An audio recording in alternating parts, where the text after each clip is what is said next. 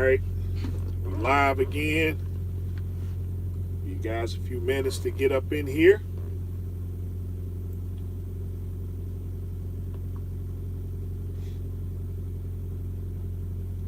Hope that everything and stuff is going. Hope everything is going good for you. Sorry about live feed from yesterday, but you know when you in a spot and you ain't got good service and stuff, you know that's the thing that happens. And then also, um, when you go live, that's when everybody want to make all these phone calls and stuff. Let's see who was that? Mr. Beats, Craig Beats, what's going on with you?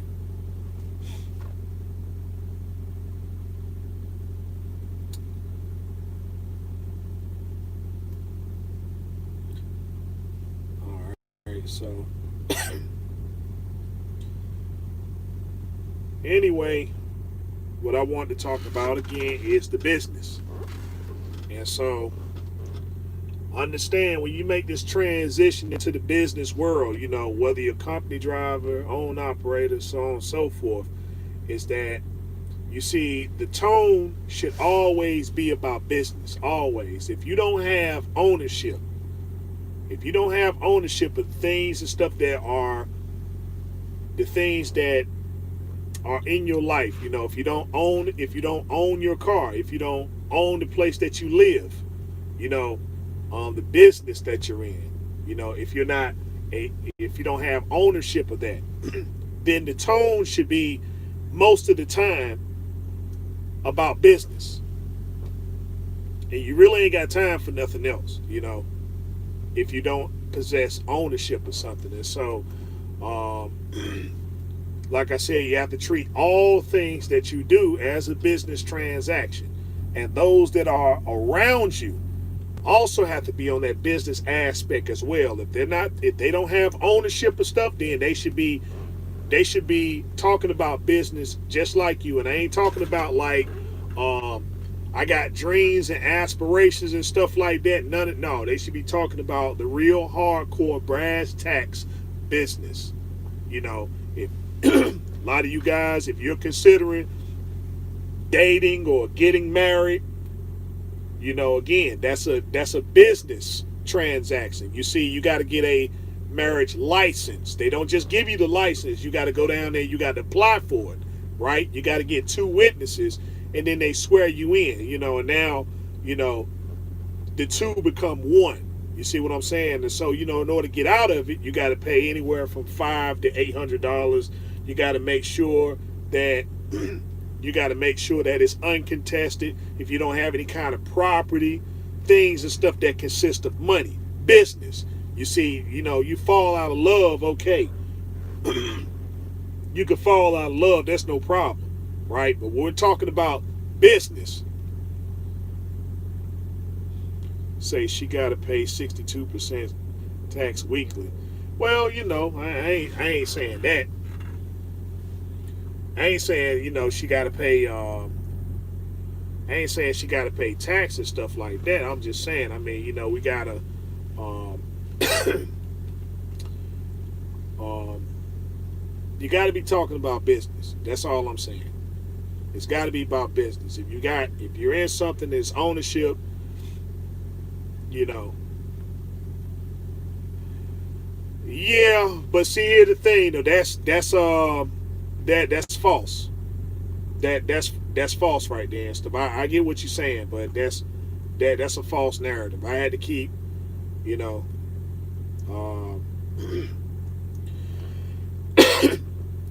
plus, you know, they got the presidency and stuff, you know, so we won't be sitting there talking about awkwardness. Yeah, they got the presidency, they got the House, but they didn't get the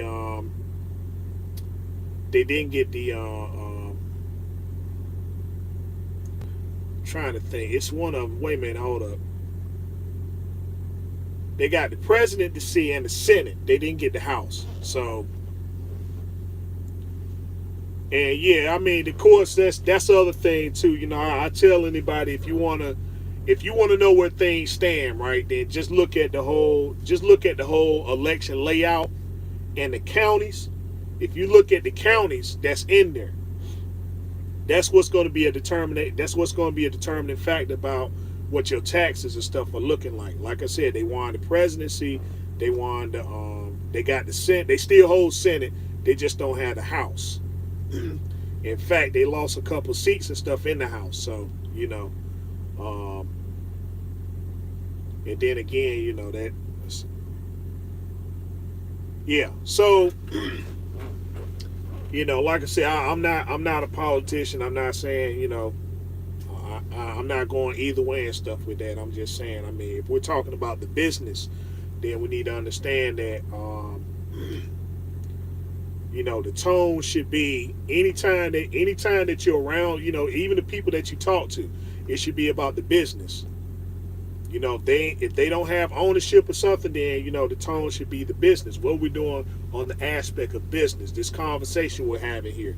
You know, I don't want to be hearing about you going out and having a good time on a motorcycle or a cookout and all that stuff there. If you staying in some apartment, if you stay in an apartment or you renting a house and none of that stuff there, then, you know, you don't need to be sitting back talking about, you know, enjoying those fruits of that labor there, because that ain't anything. That's a temporary fix. You know, we're always talking about these lease programs and stuff and ridiculing and criticizing people in lease programs, but then, you know, we're all in some sort of lease program and stuff, and it's like we're not getting ownership of nothing. We're not possessing ownership of nothing. So, you know, people sit there and they run into issues and stuff like, you know, like money, for instance. You know, money, for instance. Some people and stuff, you know, they see money and all of a sudden they just start losing their minds. You know, they see, you know, if you got a few dollars and stuff, you know, it might be sitting on the floor somewhere, you know, some loose change or something, and then they looking at it and they got to pick it up. You know, they got to pick it up for you and stuff. You only 26, okay. All right, so you on the right path then. You got your own truck. Let's see, make sure I'm looking at this right. You got your own truck, your own car, your own authority. Okay, all right. So then the next step is to get your house. That's the final step and stuff. And so, you know, you don't need to be lining up on nothing, talking about I'm gonna do 30 years, because you 26, right? 30 years will make you 26 and 30. That's excuse me, 56. That'd be 56. If you get a house right now and stuff. So you talking about a 30-year mortgage, and here we are. You know, we going from one transitional phase to another transitional phase, and so, you know, again, it is, you know, we went through a recession. You know, we went through a recession. We're still going through one kind of now where you can't go to work and stuff. You know.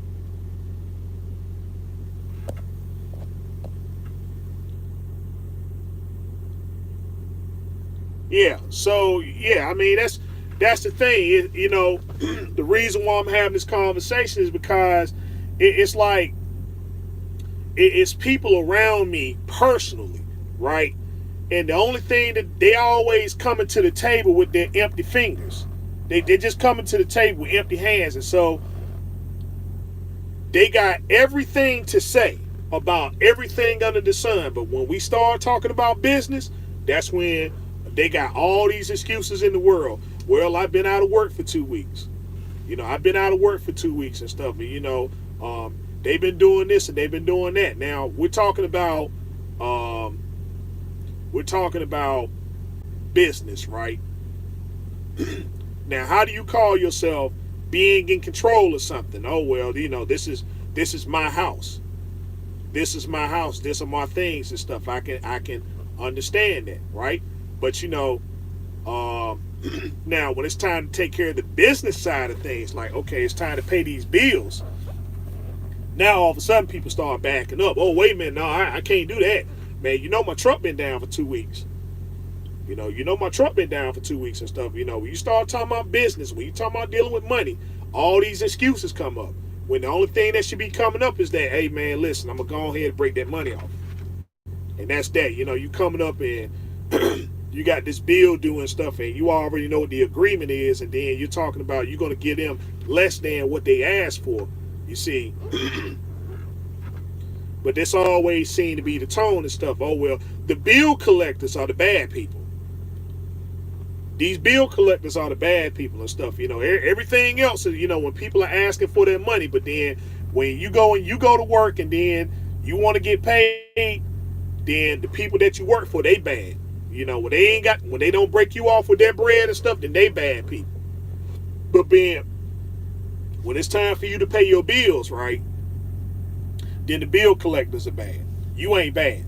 They, you know, you went, you got this certain thing, you made the agreement. You know your rent is due on the 10th or on the 1st, on the 10th, on the 5th or whatever, you know, and you ain't got their money.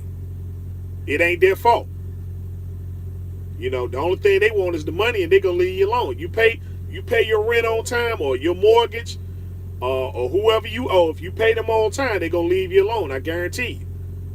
You know, but when they got to start looking for their money, it's just like anybody else.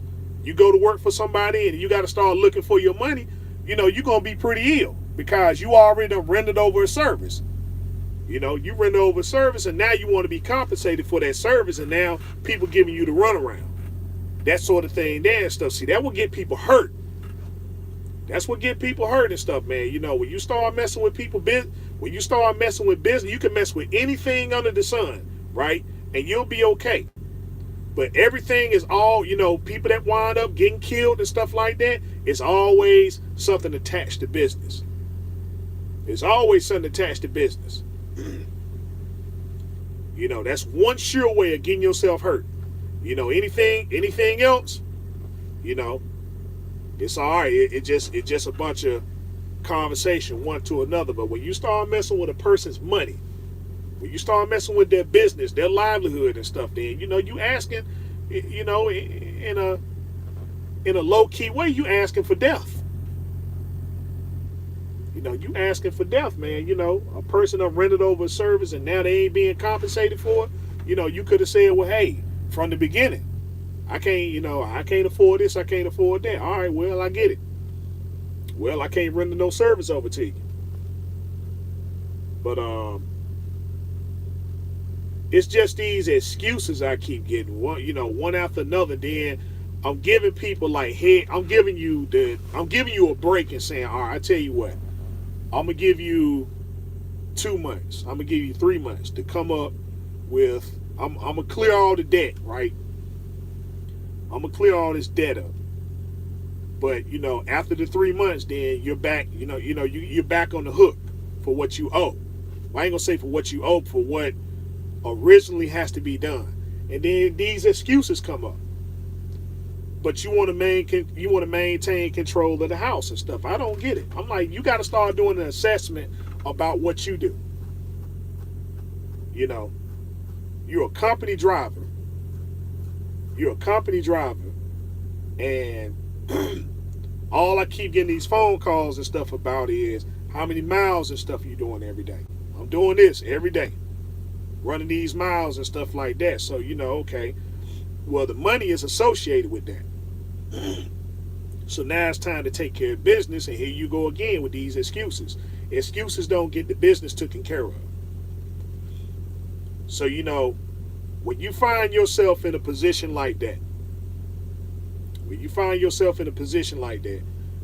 you got to really, you know, it doesn't take a real hard assessment. If you are in a partnership and you're doing things and stuff, and it's supposed to be a partnership, and when it comes to the finance, you're doing this stuff on your own, then you don't, what's the purpose of having a partnership? If you're doing this stuff on your own, you got somebody living with you, and and it's understood that this is a shared partnership here. And they're coming to the table with empty hands. What good are you? Seriously, what good are you? You know, you gotta be very cautious about that. You gotta lay it out from the start. But see, you know, A lot of time we get caught up because we see people and they ain't used to money. They not used to money. They see a couple quarters, they see a few dollars laying around somewhere, and they got to be snatching it up. They got to pick it up and stuff, man. They see, just any kind of little piece of money. You got $2 or $3 laying down on a dresser somewhere, on the floor or something like that. They got to pick it up. What you gonna do with that money? Them questions there. What you gonna do with that money? It ain't so much as important to you and stuff as it is to them. And then they get the money, and they typically do everything except what they supposed to. A lot of people don't like pimps. A lot of people don't like pimps and stuff, but the pimp understands that if you sit there and you keep that money in the hands of that woman, right? Somebody that ain't used to money, they gonna go out there and they gonna throw it away on all this nonsense, and they ain't gonna do anything that's supposed to be contributing to the business. That's why, when the chick out there on the track and stuff, and it's time, time is up, she got to give the pimp the money. And see, the pimp, they hate the pimp because, the pimp, he got this, he dressing good and all that other stuff there. Yeah, it ain't easy. Because of all the management that got to go on with it. He know that the chick is on the track, right? And so she might get picked up. She might get picked up and stuff. And see, she done took all her money and done spent it up. She get picked up on the track. Now, she gonna get arraigned and all that stuff there. So her court date is set and she can't get out of jail because you can't pay the bond man 10% or 5%. You picked up and then they finally let you out on R&R. After spending 3 weeks and stuff in jail, they let you out on R&R or something like that. It's a business. Palms got to be greased. So they put the money in the hands of those that know how to manage the money.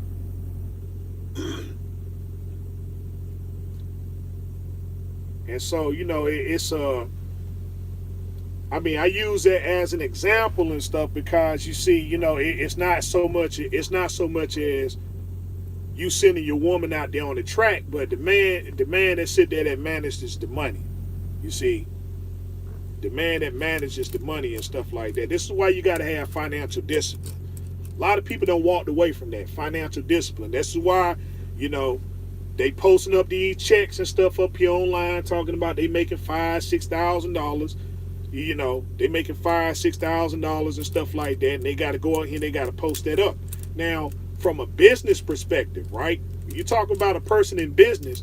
What I'm looking at is that, okay, is there some consistency there? Because if you're making $5,000 a week, then in 8 weeks, if you're making $5,000 a week for 8 weeks, that's $40,000. That's $40,000. That's some serious capital. That's some serious capital and stuff. So there shouldn't be no excuse in 2 months and stuff why you ain't sending your own stuff. You sit there, you grind hard and stuff like you don't need to be going home and none of that stuff there, because if the getting is good, right? You making $5,000 a week consistently, then I don't understand why you still sending that lease truck. You sending a lease truck that you ain't gonna own. I told you need to be moved toward the second step. You got $40,000 of capital right there and stuff. So, okay, your credit ain't looking too good. Well, you need to get somebody to start working on that. You got $40,000 of capital right there. So you need to pay somebody that can get your credit and stuff straight, right? You don't need to be setting up no portfolio. Just setting up everything that you need to move toward the next step in enhancing your business so that you move towards the ownership side of it. You ain't got to particularly lead the carrier. You ain't got to lead the carrier, but you got to start giving some of that stuff back. Like, well, hey, listen, this tool that you let me borrow, all right, here you go. I got a tool of my own now. And stuff, and so that means that, the payments are going to be more manageable. They're going to be managed by me now. So there's no more paying you every week for this tool. You see, I'll pay the expenses and stuff like that, but I got a tool just like yours now. You can go make money with it. You can go make money with it with somebody else and stuff. I'm over here to continue making that $5 grand in the business. Still gonna do that partnership with you because I know that there's some consistency here. That consistency, that's what I'm looking for. We're still gonna make the same money. It's just, well, you're just not gonna make that money off that. You're not gonna make the money off the truck anymore. You got to get somebody else in it. You know, you're doing this every week. You know, I'm saying, where's the consistency? Don't show me no check now. Your credit is 718, so you solid gold then. You solid gold. Yep, you solid gold and stuff. So, you know, the thing is, now if you need the credit to go to work for you and stuff, then that's what you do. You know, you get the credit to go to work for you, but you know, the things that you go to work, the things that is going to work for is stuff that's going to be moving towards ownership. I ain't talking about all this nonsense about going over here and buying a brand new car and stuff. I ain't got no problem with people buying new cars. But you know, you sitting over here buying a new car, and you don't own no truck, you don't own your business, then you see that's a problem. You know, that's a problem right there and stuff. You know, you want to go over here and buy this brand new vehicle. You want to buy this brand new vehicle and stuff like that. And meanwhile, you over here leasing a truck where somebody can sit there and can snap. You know what? Hey, we're going to go and shut this operation down and stuff, and then you done. You see, well, I still got to roll with the punches or whatever. You got somebody in the business that's now threatening to take your livelihood away and stuff, you know, because they got you figured out. They look outside, you know, they see everything and stuff that you make, you know. They follow you on social media. You know, and they know, okay, well, hey, listen, we got us another one. We got him on the hook. Because he done took his capital and he done took his capital and stuff, and so now he's depending on us for his daily bread and water. I ain't gonna say, you know, I ain't gonna say that vehicles aren't a liability. I mean, they can be, you know, vehicles can be they can be an asset too if you know how to if you know how to use it properly. If you use the vehicles properly and stuff, you know, if you sitting there, if you got to be a person that's into the new stuff and you like new vehicles, then well, you need to consider leasing a vehicle. You see, because what you need to be doing, you know, your profit is going to be on the low side. So what you're going to be doing is that everything in business, your business is going to consist on everything that you do. So if you can write that car off in your business, then that's what you do. You know, everybody does that. Every place that has a business, you see, you know, you got a Mercedes. You know, look at Amazon. They got Mercedes Benz, but they writing them off in business. You know, so that's the thing there and stuff. I mean, you know, right now, people are more caught up into the emotional side of things and stuff. This is what I seen, you know. This is what I seen and stuff, and I guess this is probably the one time I'm going to be a little bit political. But just follow me. Everyone was all emotional about what was going on in this presidential cycle. Everyone was all emotional and stuff, but they weren't looking at the business side of things. And so what happens is when you start looking at the business, you see, well, hey, the business was on the up and up, but the decision is yours. What are you fixated on? Are you fixated on the business, or are you fixated on the emotion? And so people a lot of times will play on your emotion, and emotion is big business for a lot of people. You know, it's big business for a lot of people. And so, you know, you sitting there talking about the emotional thing, and you're not talking about the business side of things. And so, you know, this person was more fixated on business. And so when you talk about business, you have a business tone. But in an atmosphere where people are not very business savvy, they're not you're not financially savvy and stuff. You know, you see the you know, you see a lot of these commercials and stuff up here and stuff, you know, on social media where they're talking about 48% of Americans 48% of Americans don't have a $500 emergency fund policy. You see, you know, what did COVID teach us? COVID taught us a lot, is that the economy was doing fine, but to keep people safe, they had to shut a lot of stuff down, because when you get sick, you in some bad shape. You know, you in some bad shape. You got a pre-existing condition. You had guys that was up here, they were operating essential jobs and stuff. You had that bus driver.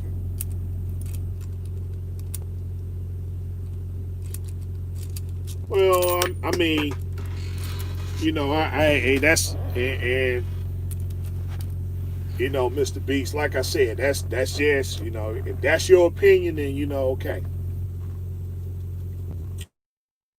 But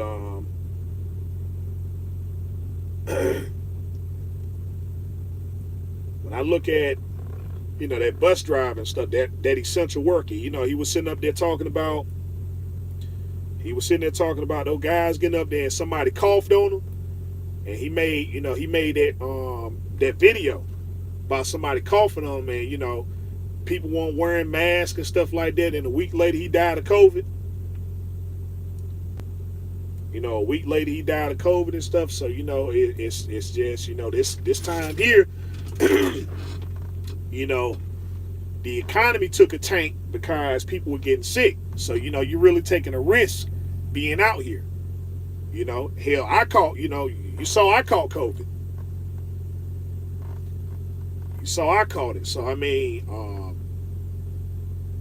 people took a risk and stuff like that. You know, a lot of potential money that could be made, it ain't gonna be made. You know, they had to sign executive orders just for people and stuff, you know, to stay in their houses, that sort of thing there and stuff. So, you know, they make these commercials about people saying they don't have a $500 emergency fund in case of things and stuff go down. That comes from the fact that people are not they don't have financial discipline. So now they trying to set up ways and stuff on where you can save money, you know, and that's what it is, with just a few dollars that you have. You know, you have a few dollars in your pocket and stuff like that, and it can be going to something that can help you out in the long road. But you saying, well, you know, these few little dollars now, let me go find some nonsense and stuff to go buy it. You know, I'm gonna go spend on some nonsense when you could be putting that money to work. You know, because it's a doggone shame. It's a doggone shame when somebody passes away in your family, right? And then they got to set up a GoFundMe. They got to set up a GoFundMe just so you can bury them. You see, you know, death is dead certain. We all know this. Death is dead certain. And so because of this, I don't know why people feel like, you know, we all invincible and stuff, and, you know, like when death comes or whatever, it's something that's going to be seen. We can actually see it coming and say, yeah, I'm gonna die and stuff in 5 years or 10 years, or I still got 30 years and stuff. That's a very arrogant way of going through life. Meanwhile, you got all this money that's floating around and going everywhere and stuff except where it needs to go. If you ain't sat there and set up some funds and stuff on how things need to be carried out when you pass away and stuff, then, you know, you need to get some life insurance. $35 life insurance. And people just sit there, they overlook them little small things there, and then you pass away, and now all of a sudden everybody trying to scramble to bury you. Because I'm gonna tell you, man, when you sit up there in that funeral home, right? You ain't got no time when somebody close to you pass away. You ain't got no time to be sitting there shedding no tears. You see what I'm saying? Because that's a business right there. Oh, it's business from the time that person passed away to the time they get on to the time they bury them. Till you put them in the ground, it's business. You ain't got no time to be crying and stuff. When you sitting up there and you going in that funeral home, when you sitting there, you going in that funeral home and stuff, and then it's a bunch of people that's in there. They're gonna be looking at you on those to sit. Well, he gonna be offering stuff up, and these family members gonna be looking around and saying, yeah, you know what? Yeah, let's get that and let's get that. We want this type of ceremony here and stuff. But then when they go to talking about, okay, who gonna pay for all this? Now everybody looking around. Everybody looking around and stuff. And so the relative that's the closest, that's the one that's gonna be stuck with the bill. Everybody else and stuff. And so you sitting there, you got almost $20,000-$30,000 and stuff that you got to sit there and pay this funeral home. And you know, the thing is, they don't set up, you know, they ain't got no payment plans and stuff, you know, funeral homes.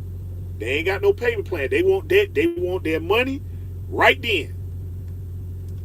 You see, you know, people don't think about that and stuff, man. I'm telling you, everything is business. You know, so what you need to do and stuff, you know, hey, whatever it is and stuff like that, once you get that death certificate, okay, the insurance company's cutting you that check. And then you'll know what you need and stuff in order to bury somebody. But you ain't got no money. You know, you ain't got no money now. You already, you know, distraught with emotion, right? And that's how they get you.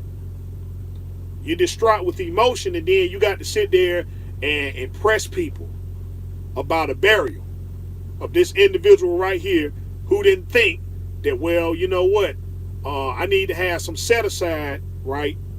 I need to have some set aside so that, you know, when I go, that everybody will know what needs to be taken care of. Everybody over here scrambling and fighting and stuff like that. They fighting to get your car. They fighting to get your car and whatever stuff that's in your place, you know. When everything's supposed to be going to your children, they'll fight your children over your stuff. It's already understood it's supposed to go to next of kin, you know, but next of kin can be anybody. And they coming right on out the woodworks. If you got any little thing, they're going to be trying to fight for it. Oh, they want to see some proof. They want to see some proof. Talking about, oh, it's going to go to the wife. No, it's going to go to the person who understands these laws. That's the thing there. That's why I say, other thing you need to get familiar with, making a will. Get you a will and get it notarized. That's business. So that when, you know, when you pass away, because everybody gonna die. Death is dead certain. But you need to make sure that everything is going to the people you wanted to go to and stuff. You know, we sit there and we wasting time. You know, we don't think about these things and stuff that we don't think it's important, but then we hear these stories every single day of people sitting there getting swindled out of stuff, you know. Oh, man, it's supposed to went to the man's children and the kids don't get nothing. The money gone, the houses stuff gone, everything and stuff, you know, dispersed among all these other people, you know. But because you ain't have no will, because you didn't have no will or nothing, right, you don't know where it's going what. And the person who understands this stuff, they the one gonna get everything. It's business. Especially if you have children.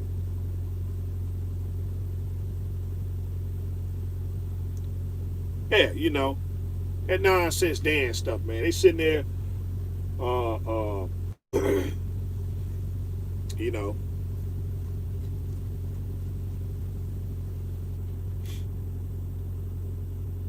It's just, man, I mean, you know, you got children, you know, you got children and stuff like that. You need to have something set in stone to make sure that everything go to the right place.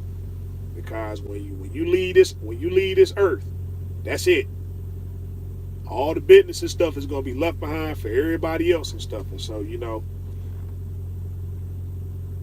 and like I said, you know, I mean, I sat there, they sent me this link.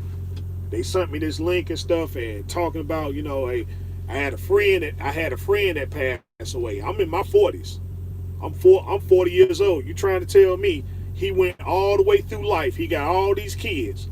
And he went through life and stuff, and he was saying he didn't think that it was important enough for him to set up some kind of go get some kind of life insurance policy. I knew that from a young person. When it got me a life insurance policy and stuff, I went and got a life policy. I didn't get term. I got a life policy. You pay into it for You pay into it for 20 years. After 20 years and stuff, that's it. That's all you need. You covered then, unless you want to go in and get something else. You know, I had to pay $25 a month. But I started out as a young person.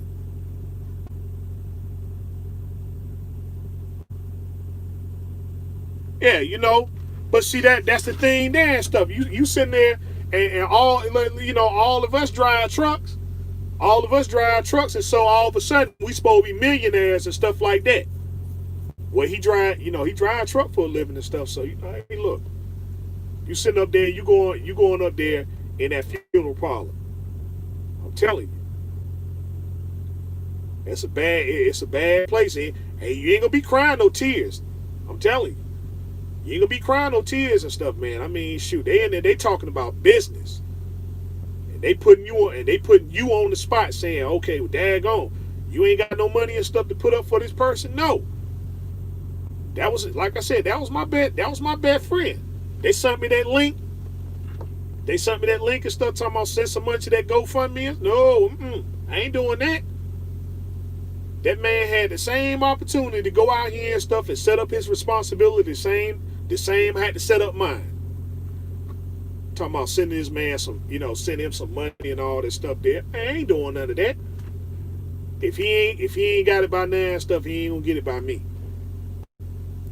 You know, you got these children and stuff, man. You should be looking at them and saying, well, daggone, man, look, hey, it's cold. It's cold and stuff, but you know, that's just being responsible. You sitting over here, you having all this fun, right? You sitting over here having all this fun and posting up all this other nonsense and stuff like that. See,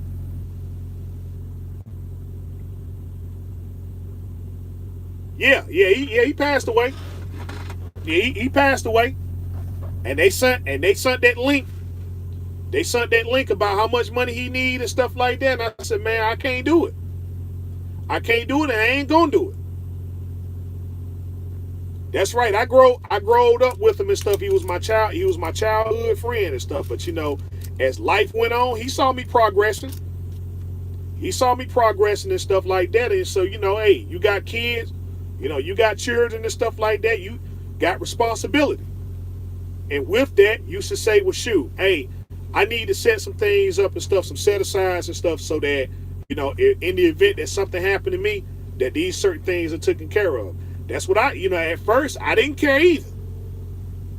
I ain't gonna get no life insurance policy and stuff, but then I'm like, shoot, I ain't invincible.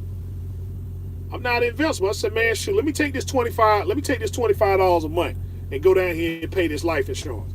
And they set this stuff up. They set it up and everything. It wasn't 20 years, it was 15 years, excuse me. 15 years of paying $25 into this policy, and now everything is set in stone. They sent me my certificate. The only thing they had to do was change my beneficiary because, you know, at the time I wasn't married. That's the only thing I had to do, just change my beneficiary and stuff. But everybody knows what to do and stuff. If I pass away and stuff like that, I want to be cremated. I told them, don't be taking all that daggone money and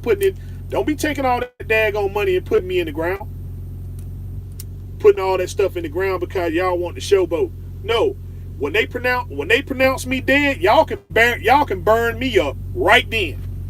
When they take my body to the parlor, y'all can burn me up right then. Ain't gonna be no funerals. Ain't gonna be none of this flashy stuff and riding in a hearse and all this other stuff there and everything. You know, flesh and blood must return to the earth. That's the thing there. I say I'm done with it. Once I leave here, that's it. Ain't no flashy stuff. Ain't no riding around in no $100,000 hearse and being buried in a casket of gold and stuff in the ground. No. When they pronounce me dead, right? They can go ahead and they can burn me up that night. They can burn me up that night and stuff, and I don't even want my ashes put in an urn. You can take my ashes and throw them in the trash can. I say I want as less I want as less stuff, less pressure on my family as possible. Y'all setting up some GoFundMe's and stuff talking about, man, you know, Red Rooster need we need this to bury Red Rooster. That's a lie. Red Rooster took care of his stuff long time ago. I took care of my stuff a long time ago. So when my time comes, that's it. Everybody got the instruction. If they choose to do anything other than that, that's on them. Y'all want to spend that money, that's on y'all. You know, y'all want to spend. I told them, look, when I die, this how much it costs and stuff. This how much it costs to let's see. No, I don't even want to be spraying around marijuana crop. I mean, shoot. I don't want to. I told man, look, once they burn, they can do whatever they want. Don't even put my ashes in no urn. You can take it and you can throw it in the dumpster. You can throw it in the dumpster and stuff. I said, I want my body burnt up though. That's it. I don't want no evidence. I don't want no evidence, no trace of nothing. And if I'm fortunate enough to see my death coming, I'm giving all my stuff away, everything. So when I leave, it ain't gonna be nothing to disperse. Ain't gonna be nothing to disperse and stuff except the life insurance money that I got. And from the way things looking, I can take care of the ceremony and stuff on my own. It's just I need some life insurance policy just in case, you know, I'm still working and they decide, you know, the IRS to say, if they decide to say, okay, well, this how much he owe and stuff, pay that money, and then the rest of it is yours. Go do whatever you want to with it. But what you better not do, and I'm saying this while I'm living, what you better not do is be sitting there spending some $50,000 and $60,000 on a funeral. Ain't none of that stuff, man. Shoot, hey, money and all this stuff, this for the living. Hey, I'm passed on. What good is that taking that $50,000 and $60,000 just to say, you know, I'm sitting up here in a casket and y'all all sad and all this other stuff there. No. When you get the news of it, you got the news and that's that. The rest of the stuff, you keep it moving. You take that money and go do some stuff for yourself. I hope that you can go and you can get your money. You get this money and start you a business. You know, start you a business. You know, do something productive. I ain't gonna need it.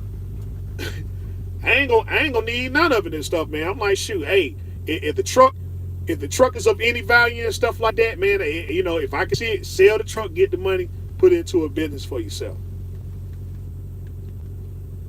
If you can keep it and you can use it and stuff, you know, that's the thing there. But you know, it's all about business from start to finish, man. That's the thing there. Because this is some real stuff that people go through. And then we don't consider these things until we right there in the midst of it, and you got to make a decision right there on the spot. You know, when all the signs and stuff is there from the beginning. Okay, you poor with money from the beginning. So are you a person that can be taught that you need some financial discipline? Because if that's the case, then I'll invest the time, energy, and the resource into you. But you know, in this little short time and stuff, man, if you see $100-200 and stuff like that, and all of a sudden you losing your mind and you still like that over time, I don't need no partnership with you. Because you know, when you build a business, you're gonna have thousands of dollars and stuff just flowing everywhere. Like, man, what you got? Why you got this this $30,000 sitting over here not doing nothing? That's the conversations you're gonna have. Why you got this $30,000 sitting over here not doing nothing? Why you got this $10,000 over here in your account not doing nothing? That's what they're gonna tell you. Why you got this money over here not doing nothing? But see, when you got that business mindset, you know that money is doing something. That money's at work. You over there trying to disturb it and stuff like that. Leave that money alone. That money working is doing what it's supposed to do.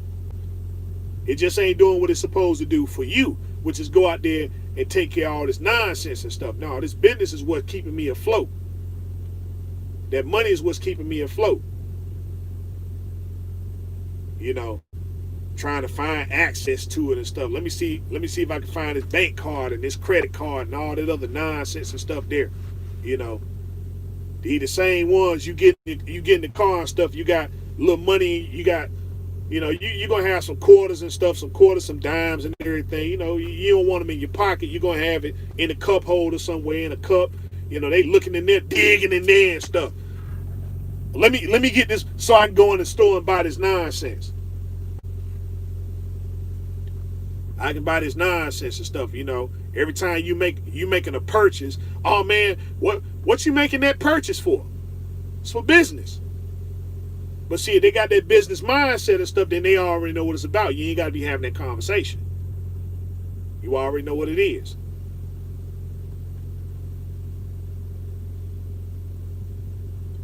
You know, they got a problem with financial literacy. You know they are.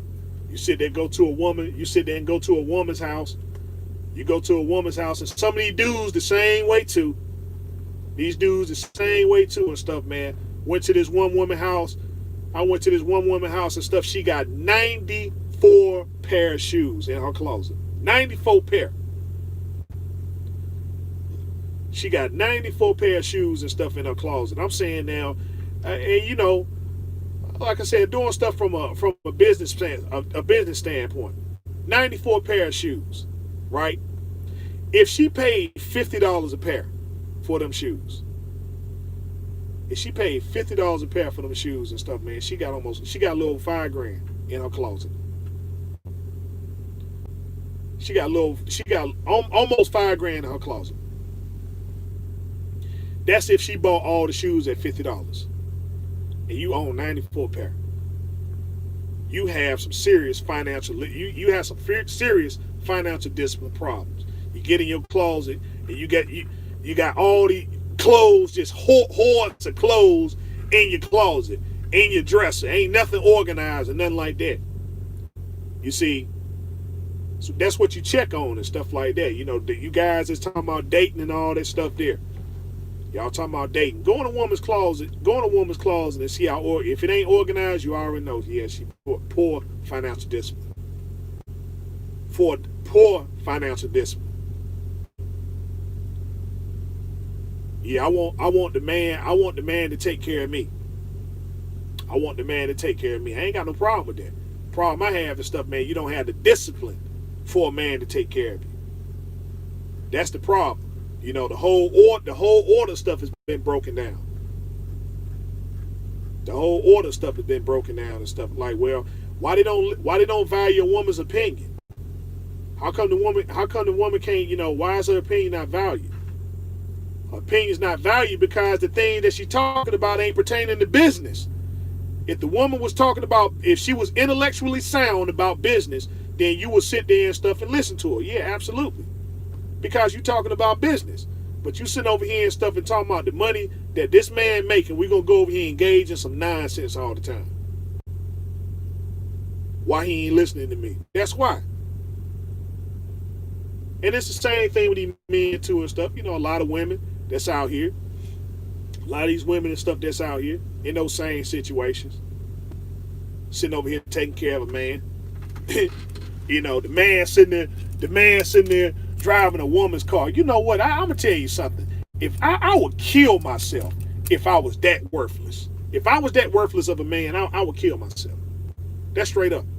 You driving your woman's car. You ain't got no car. You driving your girlfriend's car. You driving your wife's car, whoever. Don't even know the first thing to do is how to fix a car. They got YouTube videos up here all day long. 17, 18-year-old kids, man, taking whole cars and just breaking them apart, piece by piece, and then putting them back together. They taking whole motors and transmissions out and stuff like that, and telling you how to fix a car and stuff. And here it is, you don't even know how to turn a wrench, drive the daggone car and stuff. It's all knocking and everything. You know, you got the radio knocking and you got the motor knocking. over here on Ball Tail Tires and all that stuff there. All right, Brother Lee, what's going on? Hey, listen. Hey, I'm sorry about your presidential bid too, man. I'm sorry about your presidential bid. I didn't know. I didn't even see you on the ticket. I didn't even consider writing you in on the ticket. That's what I should have did. If I written you in on the ticket and stuff, you probably would have had opportunity. But I mean, I'm sorry about that. Maybe Calvin Lee's 2024. Okay, 2024 we're gonna get it. Cause look, I'm gonna tell you, look, between you and Chase and Andrew, like, all right, okay, your all right, your YouTube posts and Chase and Andrew's YouTube stories. I'm telling you, between y'all two, y'all got it hands down, man. That's straight up. Y'all got it hands down, man. That oh my, I don't know how many times, bro. I don't know how many times I watched your YouTube story. I don't know how many times I watched that, man. But man, boy, when he went to Nashville. When he went to Nashville and that party bus came by, I'll tell you, I was dead. I'm like, I don't know. I gotta, dude. When y'all post stuff, it's so bad now. I gotta be part. If I'm gonna like watch y'all stuff, I gotta be part. If I see you post something, I scroll past it. Cause I know it's gonna have me dying. I know it's gonna have me dying, man. Dude, it's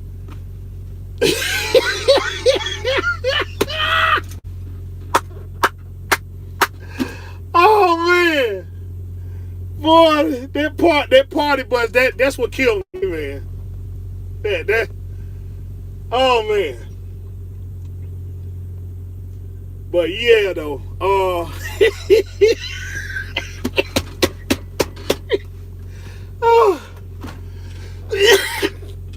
man, that party bus, and look, what possessed you to say that though? Cause man, I would have never, man, I would have never even thought about saying that. Straight up, man. Oh my God, man. I don't know. Is it y'all got too much time or whatever? But I'm telling you, between leaks, YouTube posts, and your YouTube stories, man, that man, it be too funny, man. It be too funny. But hey, listen, that dude. Okay, this for you. This for you, Chase and Andrew. Okay. The guy that's up there on the story, do you know that dude personally? And I ain't talking about the truck driving dude. The other guy. Do you know that guy personally? Cause that's a sharp dude, boy.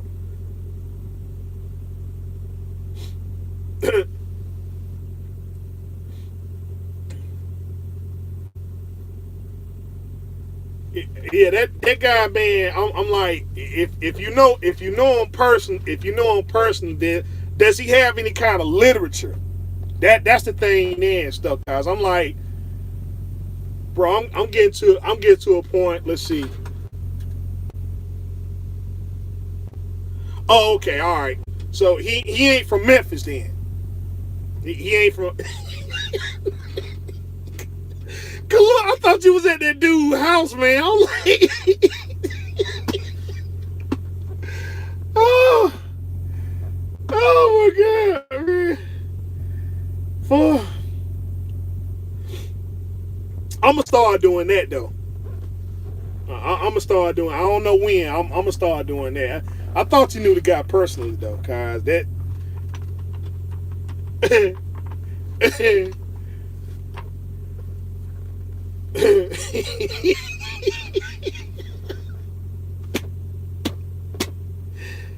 Oh boy. Let's see. Yeah, and you know what? And that's cool. That's cool too, cause that's cool too because you know he see when you start talking, you know, IG ain't nothing. IG just like Facebook and stuff, you know, they're just FBI material. You know, look at what's his name, Adrian Brody. You know, Adrian Brody and stuff, man. That's a doggone. You know, Adrian Brody and stuff, man. He should learn something from 50 Cent. Cause 50 Cent did the same thing too, and you notice he cut that out. You know, he cut that out. All that flashing. You know, all flash, no cash. 13. Okay, all right. I'm gonna check him out then. But yeah, bro, I ain't gonna lie. I thought you was at that dude's house, man. I said, you know what? It all makes sense. Everything makes sense. Everything makes sense. But yeah, man. Listen, fellas, we talking about the business. We talking about the business. Be about the business all the time if you can and stuff. You know, I understand, you know, we sit there and we can relax and take it easy and stuff, but man, listen, be about the business, you know, be about the business and stuff. Be business oriented all the time. You know, you ain't got, you know, your mind is on your business and your business is on your mind. Cause this other nonsense and stuff, man, you know, you can see everybody else engaging in feelings and emotions and all this other stuff there, and and next week they're gonna be broke. They're gonna be broke, they ain't gonna have no money. They ain't gonna have no money, and they're gonna be hitting you up and talking about, hey, listen, can I borrow? You know, can I borrow? Can I get this? Can I get that? They making up stories, right? You know, but right now they having a good old time. They out there partying and living a good life and all that stuff, and that's good. You know, they sitting up. You'll see them on social media posting up, living the best life and drinking pina coladas or whatever it is and stuff that they want to drink. But then come next week, they're gonna be broke. They ain't gonna have no money, and they're gonna be trying to hit you up and stuff and saying, well, look, you know, can I borrow $15, $20? They out there partying right now. Go on any one of their pages and stuff, and you'll see them out there partying right now, like rock stars, spending all types of money, all types of money and stuff like that. They ain't paid their rent yet, but they ain't work. I guess with the executive order and stuff, you ain't got to worry about paying your rent. You ain't got to worry about getting thrown out. You know. Ain't no eviction notice coming. Yeah, you got to. You know, you got to and stuff, man. I mean, you got to go there because ain't nobody talking about no business. Everybody, all feelings and emotions. That's all it is. I feel, oh man, I'm feeling good. How, you know, I'm all on this. I'm all on. That's why I didn't go. That's why I didn't go to California this week.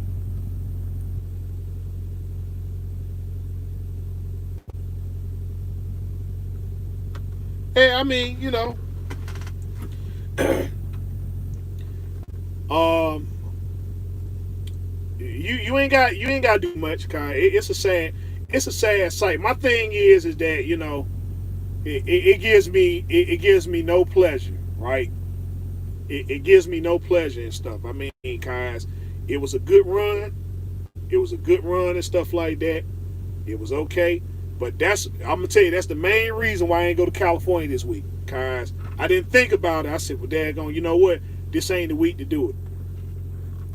It ain't the week to do it because emotions gonna be running all high and stuff like that. And I said I'm gonna sit there. I'm gonna let things kind of simmer out. And so I still got the trip planned and stuff. I'm going next month. I'm going the 1st of December. That's when everything be done ironed out. But I gotta let all this emotion stuff kind of play out right. Because everybody in their feelings right now, and that's cool. No, I ain't gonna do that. They ain't got to. They tried. They everywhere and stuff. They shut down the Tappan Zee Bridge. They shut down the Tappan Zee Bridge and stuff like that. Everybody tied up in their emotion. Oh well, hey, we gonna shut the bridge down. I'm out here trying to work. Y'all want to play games because you want to get emotional. Shutting down the bridge. What shutting down the bridge gonna do? Shutting down the bridge ain't gonna do nothing but get a whole bunch of people in trouble. It's gonna get a whole bunch of people in trouble, and what's gonna happen? The courts are gonna make all the money. They're gonna be out there arresting people left and right, and now all this money, they gotta pay all this money for doing something foolish. They got all these charges and stuff on them for getting up there and shutting down that bridge. Now you got the FBI and stuff looking at you because you want to go down the highway. Because you want to go down the highway and all that stuff there. Like I said, hey, when you're doing stuff emotionally, you ain't thinking about it from a business standpoint. And that's the thing that they missed these 4 years. That's one thing that they missed these 4 years. Yeah.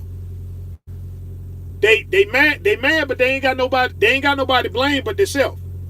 You sitting up here in the midst of a business, you up here with a business tycoon. You up here with a business tycoon.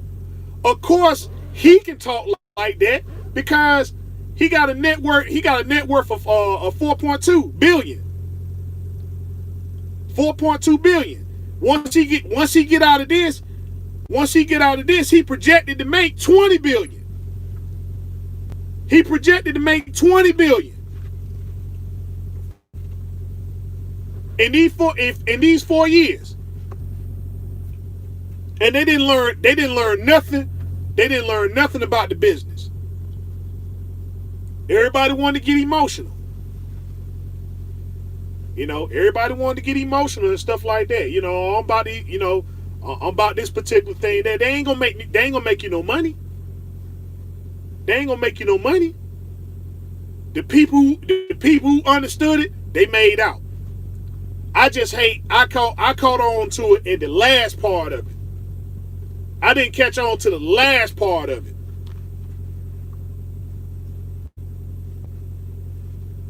But I mean, it is what it is. Now, it gave me enough. It gave me enough to say, you know what? I'm prepared now. I'm prepared now. I'm prepared now.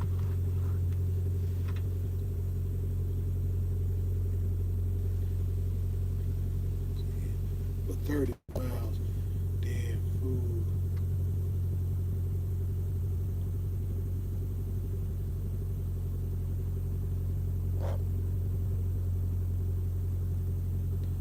Yeah, so you see what I'm saying? When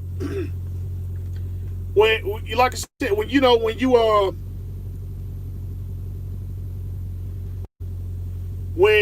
stuck on these emotions, you ain't gonna make no money. At the end of the day, he done made his money. He done solidified it and stuff like that. Before he went in, he was projected to make 20 billion a year. I imagine it's probably gonna double now. It's gonna double, even triple. But what do you expect a billionaire to do? What do you expect a billionaire to do and stuff if you're only making $1 a year? Meanwhile, all this money you could be making is going by the wayside. Cause I'm gonna tell you, we sure gonna need it. we sure gonna need it. If this right here, if this right here was like the Obama years, we definitely gonna need it. Shoot. I'm just keeping it real. if this is anything like the Obama years and stuff like that, we definitely gonna need it.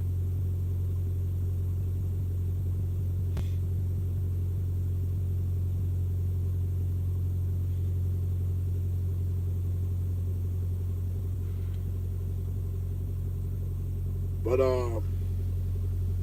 you know,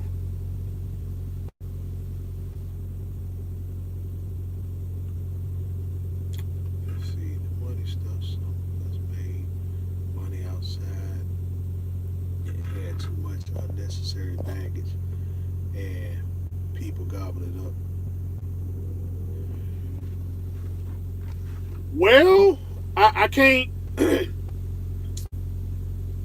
No, I can't say that the oil. I can't say that the oil field is done for. Cause remember, uh, the oil field was doing pretty good. The oil field was doing pretty. You know, the oil field was a secret actually, till um, the oil field was a secret, right? Till like recently, because they, you know, hey, they real big on fracking. They oh man, they real big on fracking. They love fracking. They love fracking because what you got to look at, you can't really look at what I tell people is um if you get a chance, get up there and look at the political maps. Look at the political maps.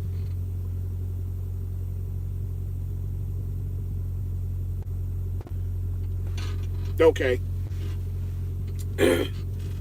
Look at all the counties, right? Go up there right now, look at all the counties. Everything that's in red, and everything that's in red, you good. You good. They, you know, so it's more it's not on it's not on a national level, it's more on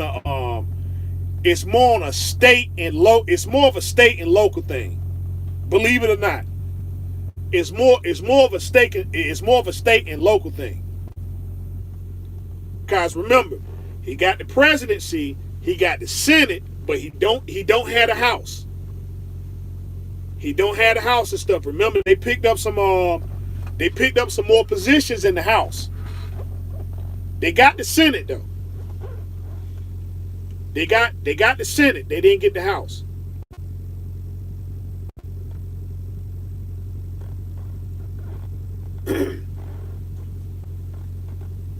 So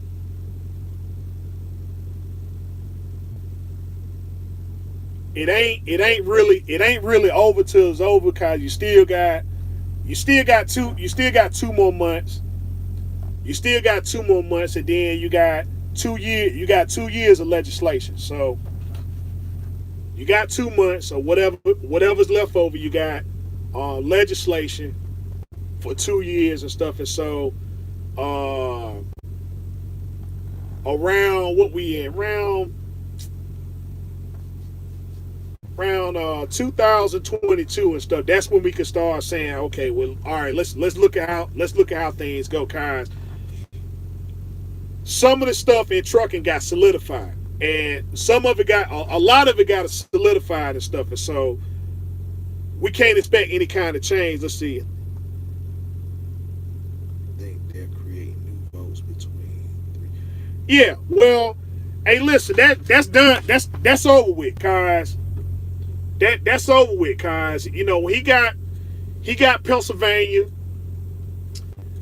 All right, when he got Pennsylvania, it was over with, cause he needed Pennsylvania, Georgia. He needed Pennsylvania, Georgia, and North Carolina. So he got North Carolina. Georgia was kind of iffy, and then you know Pennsylvania and stuff like. So even if he got those three there, he would still have to get Nevada. So he would still have to get Nevada and everything. So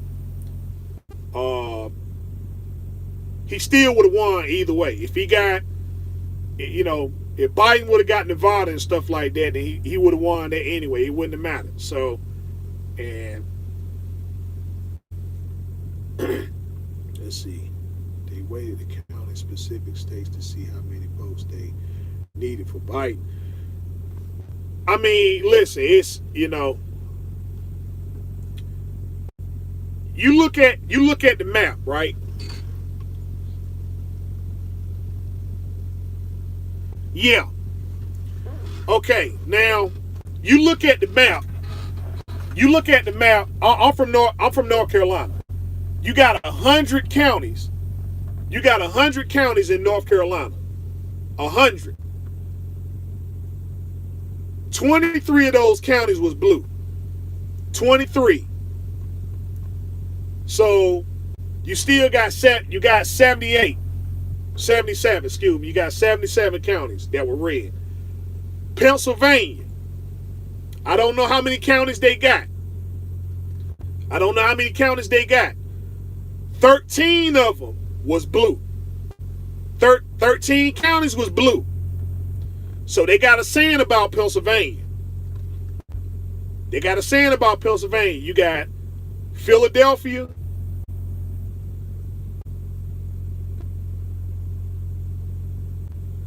So with Pennsylvania, you got Philadelphia to the east.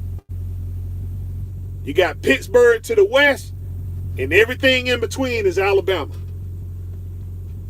He only won 13 counties. And 13 counties, and he got 49% out of there. Pittsburgh and the county of Pittsburgh, Philadelphia, and the strip all the way up to Allentown, right? The strip all the way up to Allentown and Erie, Pennsylvania. He only got 13 counties. I don't know how many counties Pennsylvania got. Out of those 13 was enough for him to win it. Everything in between there is red. Look at all the states and stuff. Everything is red. New York, everything red. Except all the major cities. Buffalo, let's see, Albany, Syracuse, Buffalo, and then the island. That's all blue, and then it ran all the way down and stuff, right? So, you know, again, it's I'm gonna tell you, it's too early to call. Remember, this is 2020, this is 2020, this is the year of surprises. When you sitting there, you thinking that something's going one way, it's gonna actually wind up going somewhere else. So that's why I say it ain't over till it's over. Don't be surprised. Well, you know, that remains to be seen. But I'm just saying, this is 2020. This is year of surprises. So I don't sit there. I tell either side, it ain't no point in trying to celebrate yet. The game ain't over yet. And stuff. I mean, kind of, that's some very strange stuff. I ain't never seen a stall this long ever. You know, back in 2020, there was a bit of a stall and stuff, right? But, you know, Al Gore conceded. Al Gore conceded around 11 o'clock that night. He conceded. And come find out, he actually won, right? But he conceded. And, you know,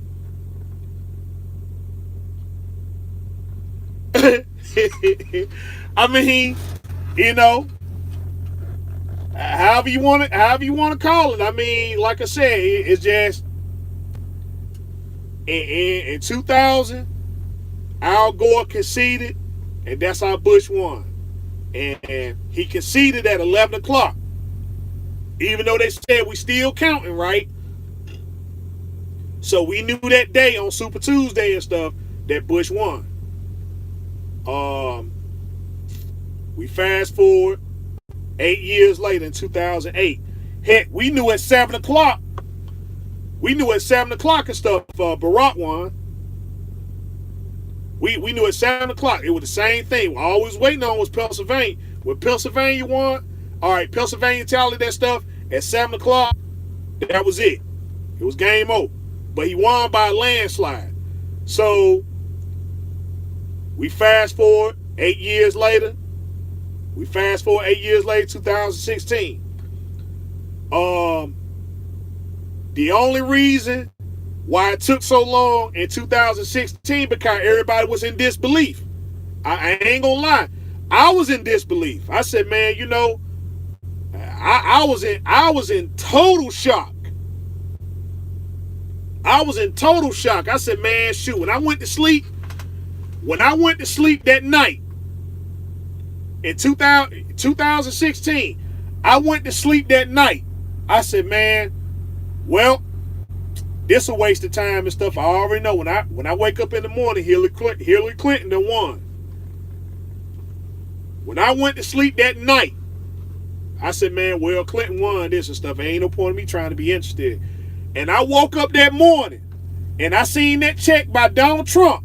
I said, man, somebody playing a trick on me. Somebody is playing a trick on me and stuff. I had to go to all the media sites and stuff like that. I said, man, dude, what in the heck happened? What in the heck happened? Did I miss this? This got to be some kind of joke, man. I said, even when he won, I said, well, he probably gonna sit there and say, man, listen, I wasn't being serious. I wasn't being serious. That shocked me. I said, holy crap. And then 4 years later, the same thing that happened 4 years later happened in reverse. Cause I'm like this. I said, man, ain't no way in the world Sleepy Joe gonna win. It's no way. He came out of nowhere. He came out of nowhere. When I looked at it, I said, it ain't no, with all this stuff around here, with all the flags, with everything that was out here, I said, man, there's no, with all the billboards and stuff like that, with all the billboards and all this other stuff here, I said, man, shoot, there's no way. In fact, when he got the Democratic nomination, that came completely out of left field. I said, man, it's either gonna be Bernie Sanders. It's either gonna be Bernie Sanders or Andrew Yang. And Yang kind of messed himself up. Let's see. Hold on, what you got? Didn't even know Joe was running till like 2 weeks ago, but they said he was the most. Okay, that right there, that's debatable. That's debatable. Cause again, how can you have the popular vote? How can you have the popular vote and win the electoral vote? How can you have the popular vote and the electoral vote at the same time?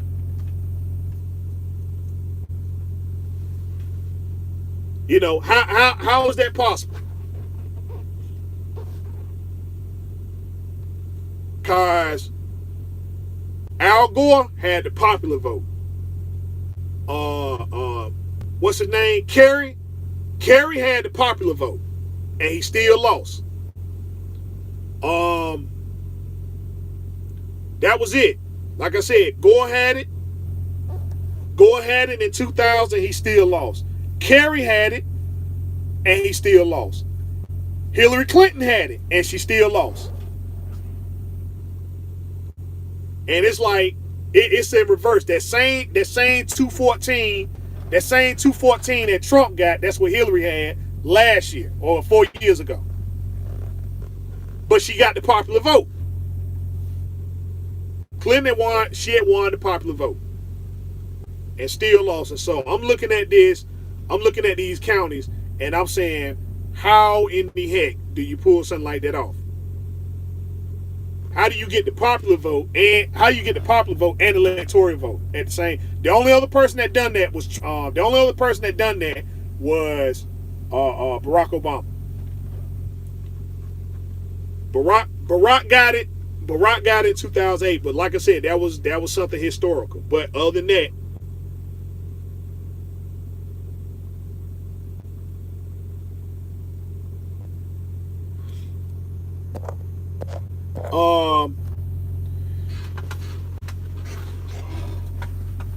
well, I mean that, like I said, that remains to be seen, cause that remains to be seen and stuff. So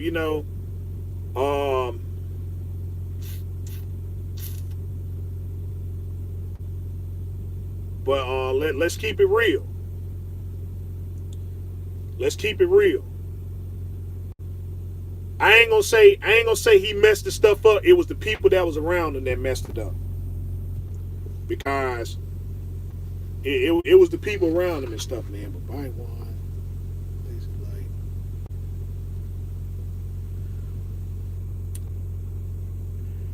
all right, now look, Calvin. This what I'm saying. I want you to now. Arizona, all right, I understand Arizona, but you got to look at Georgia though. You got to look at Georgia now. I want you to look at the layout of Georgia, and I want you to see. You ain't gonna see, but the blue stuff you ain't gonna see, but in Savannah, you're gonna see a few places in Savannah. And you're going to see a few places in Atlanta. And everything else around there is red. Everything around there is red. Because remember, Stacey Abrams lost. And they say she had a close race and stuff, but when you looked at it from a realistic stand, she got blowed out. She got blowed out and stuff, and she had a good campaign until she started messing with that Second Amendment. When you mess with that Second Amendment, that's it. She had a real good campaign. She had a real good campaign and stuff. Tell you somebody else. DeSantis and what's that Andrew Gillum. Okay. Gillum had a good run. Gillum had a good run. But he got, let's see, in the last little stretch, he got blowed out. He got blowed out and stuff because he started talking about them guns. He started talking about them guns. Him and Stacey Abrams and stuff, when they started messing with that Second Amendment, and they already know their get down and stuff, they got blowed out the water. Because DeSantis is not a good politician. He ain't. DeSantis is a horrible governor. But he believes in the Second Amendment. And that's the only reason why he got that position. That's the only reason why he got it. DeSantis got horrible policy. He got a horrible policy. And it shows and stuff because in this presidential cycle, look again, all the blue areas down there. Now, that southern tip of Florida, it's like it was blue probably all the way up to all the areas of Miami was blue. Tampa was blue, Jacksonville was blue, and Tallahassee was blue. And they got everything in between there and stuff. And so, like I said, they cool until you start messing with them when you start talking about them Second Amendments right there, everything else you cool with. But when you start messing with that Second Amendment, and that's what's going to be what you call problem right there. That's what's going to be Joe Biden problem right there. The first thing, like when he throwed it in his hat, right, and he got the Democratic nominee. Remember, he went to that factory, and that dude came up and asked him about them guns, and that's what's gonna come and bite him back in the tail. But by mail, he'll buy their vehicles. Yeah, and see. And see, you know, even with the post office, right? That I mean, it was a dumb idea. I don't even know. To tell you the truth, I don't even know how he set that up. That was a horrible idea. That was a horrible idea. Somebody talking about, and you know, now before the ballots was cast, right? You start seeing guys getting caught on TV. You start seeing guys getting caught on TV and stuff, throwing the whole mail bins. They was either setting them on fire or throwing them in dumpsters.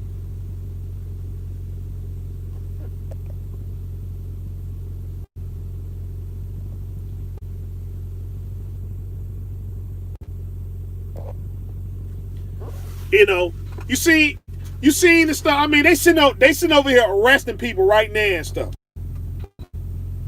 They taking whole bins of mail and just cast them and throw them in the garbage can, and they getting caught doing it. They either doing that or setting it on fire behind the post office. Because I'm gonna tell you, it used to be and stuff, man. You had to be a certain type to get a job at the post office. Straight up, that was you had to be a certain type to be. You know, you couldn't just go in like now. You know, now you couldn't do it. Like, people at the post office had integrity because a lot of them came from the military. They retired from the military, and okay, yeah, I'm gonna go work for the post office.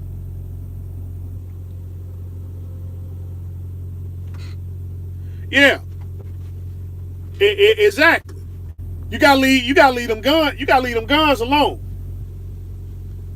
You gotta leave them guns alone and stuff. When you start messing with people's Second Amendment and stuff, that's when you're gonna start losing people right there. And so that thing, like I said, with Biden, that's what's gonna come and hit him first. What's up with these guns, man? What's up with these guns? We can deal with anything else. What's up with these guns? What's your take on these guns?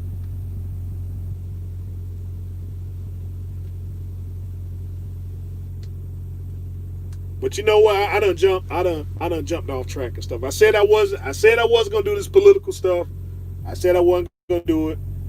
We done did it, and we done did it and stuff. I understand it's the business, but you know.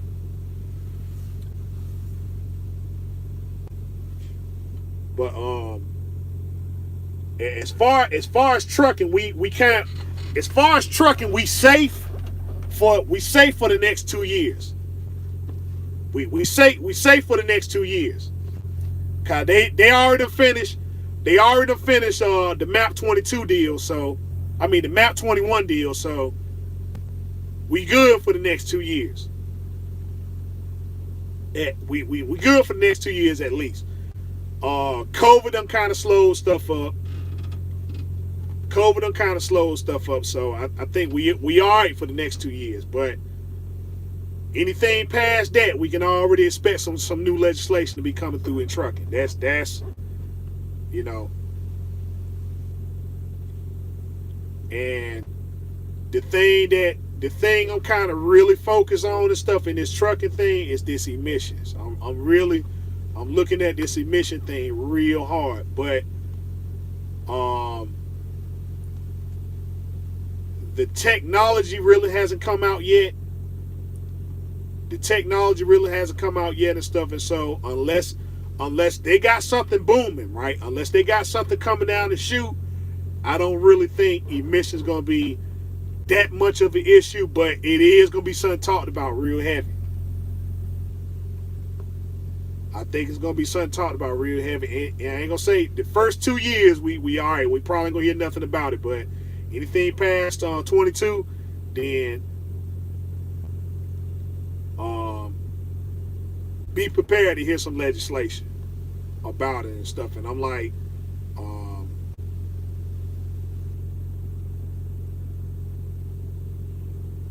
Yeah, and that's okay. But everybody was with that. And yeah, everybody's with the emissions. The thing that messed the emission process up, right?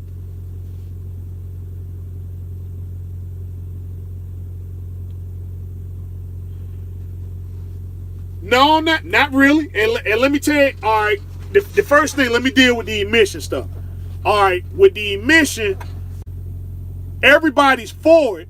The problem is that the technology failed. The technology failed because if the technology was on point, right, everybody would be running it and won't nobody be saying nothing about it. Cause the whole reason why you got to have the surgery is because the system doesn't work.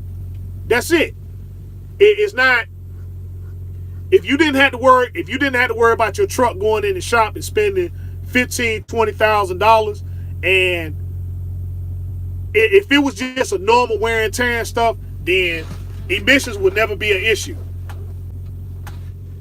It'll never be an issue because your truck still run clean.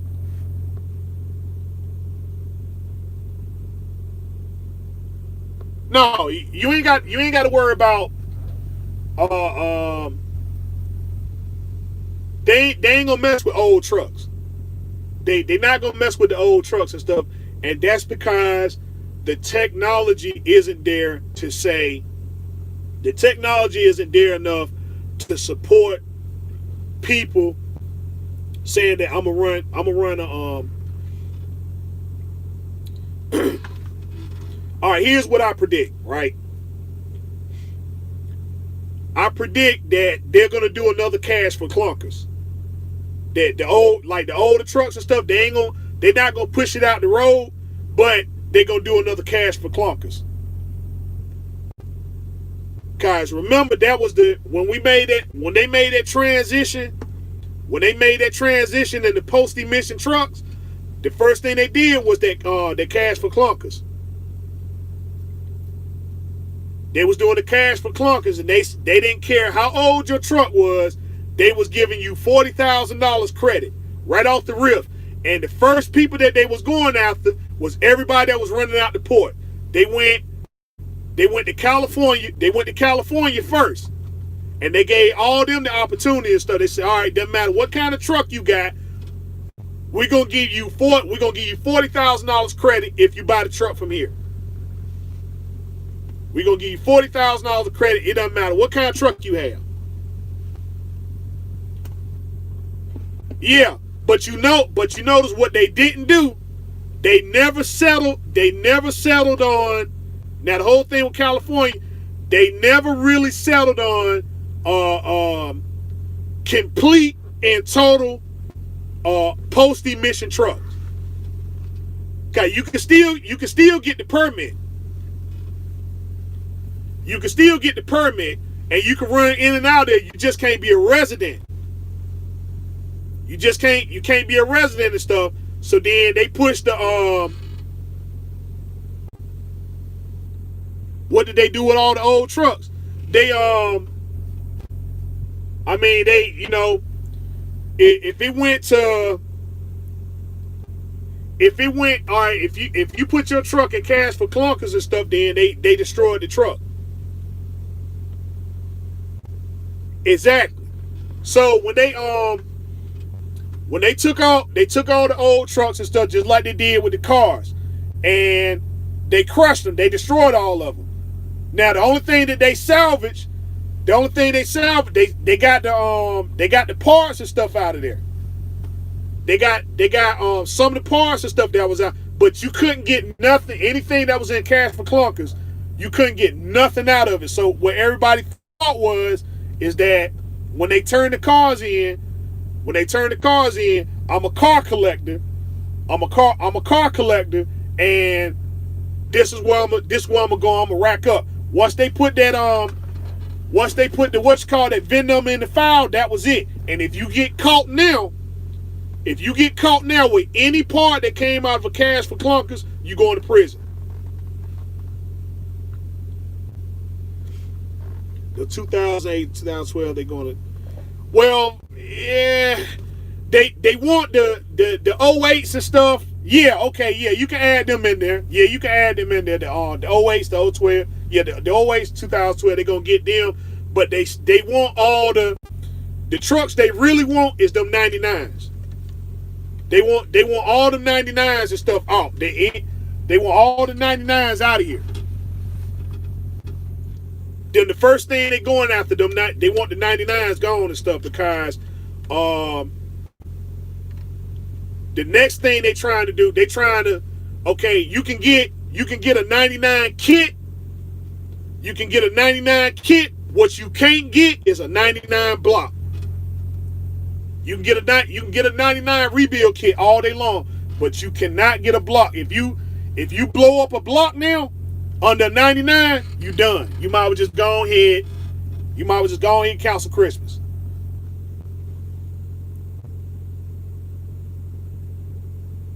They didn't go to Mexico. They didn't go to Mexico. They destroyed the car. They destroyed the car. They got them all. Cause I'm gonna tell you what. All right, what's a vehicle you can't find no more?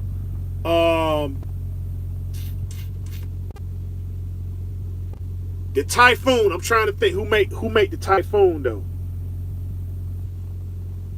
Who makes the Typhoon? I'll think of it. In a minute. All right. But what they trying to do is they all right. Let's see. What's a motor you can't get now?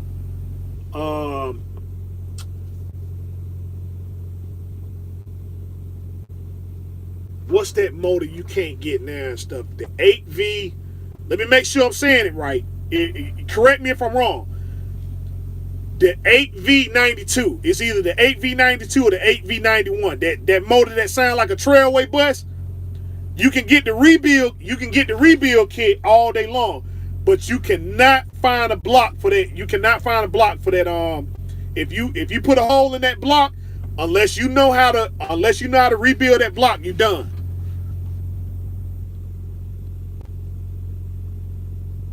Yeah. So now some of them made out. That's what it is. The 8V91. The 8V91 and stuff. That real loud motor. It's either 8V91 or 8V92. Now, you can get the rebuild kit all day long and stuff. Don't cost you maybe about $1,200-$1,300 for the rebuild kit.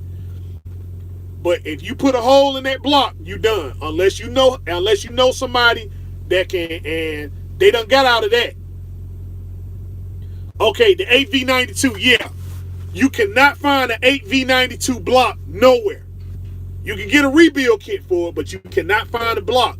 So the next motors they talking about completely phasing out is the Cummins Big Cam, right? Which it ain't nothing but a it's a 200 horsepower motor. The Cummins Big Cam and the Cummins Big Cam, the Detroit, not the 60 series, but what came before the 60 series. I'll think of it in a second. And the they want that motor gone, and the 3806. All them 99s, etc. are leaving now. Yeah. I got a list on the years. Yeah, okay, yeah. So the 3806, they want the 3806 gone. They want the 60 series Detroit pre-EGR. They want that gone. The N14, they want the N14 gone. The Big Cam, they want that gone. I forget the Detroit 11.1. That's it, yeah. The 60 series 11.1. They want that gone.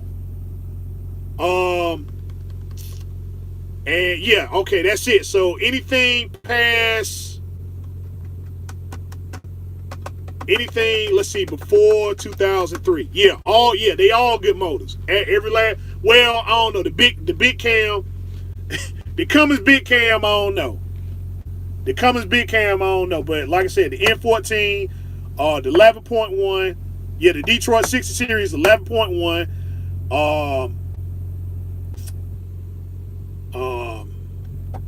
the 8V92. Yeah, they all pretty solid. They all pretty good motors and stuff like that. But that Cummins big cam, that's the only one I gotta say, man. You know, yeah. Anything in the 60 series, pre EGR,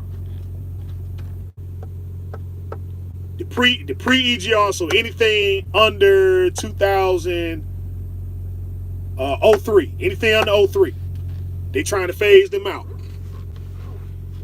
You can still get a block though. You can still get the block, the Detroit, the 11.1, even though nobody really looking for 11.1 and stuff. I mean, you know, you can get not the 11.1, the God, somebody, what is that? What is the one they made? What's the one they made after the 11.1? The 12, okay, it's the 12 something. I'll get the number. But the 60 series 12, right? Under 99. The 50, they had a 50 series?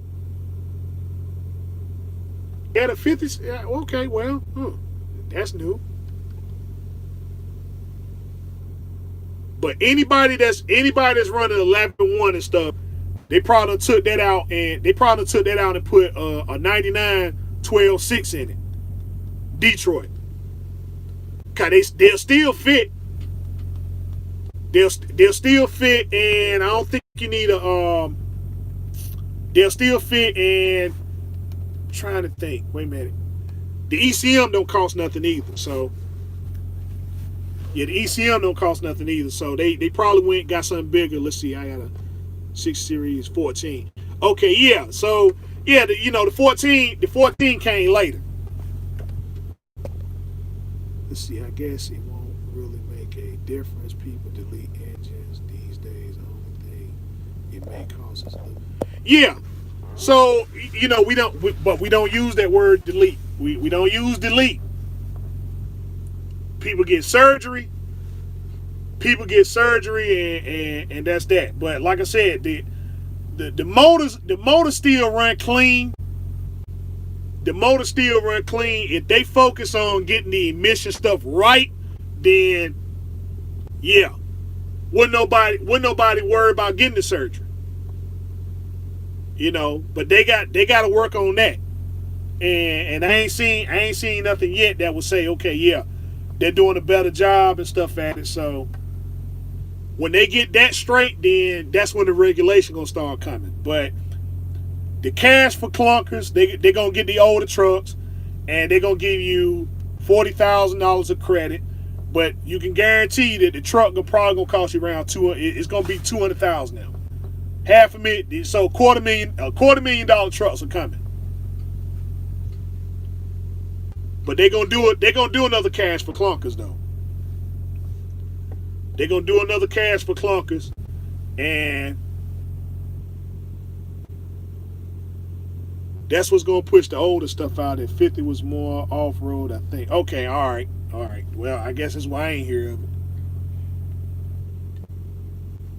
So yeah, I mean, it's gonna be. I ain't gonna say it's not gonna be. It ain't gonna be that interesting, because they already done implement everything that they need to implement in trucking. They did it. They already implemented the e-logs back in they did the mandate. They did the mandate in 18. Then they just revamped the law not too many months ago.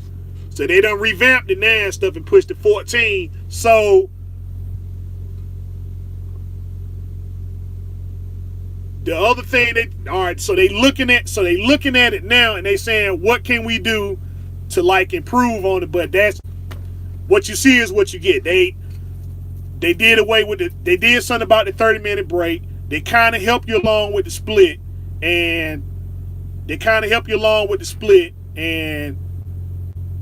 that was it.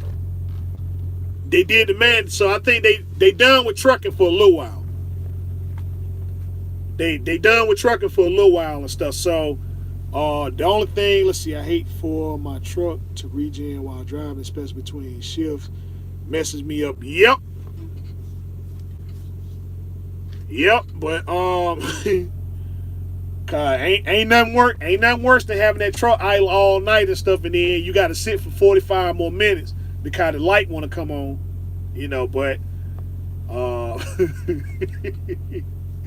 But yeah. Hey, listen. So what's going on with? I see HT kind of under attack now and stuff. What did HT do? All right, HT is Holland Trucking. Is Holland Trucking Logistics or? I see. They some people kind of big mad at HT for some reason. I ain't catch his live feed and stuff. You ain't catch his live feed and everything and stuff. He did one about 3 hours, and man, they kind of big mad at that dude now and stuff. I don't know what he did. I don't know what he said.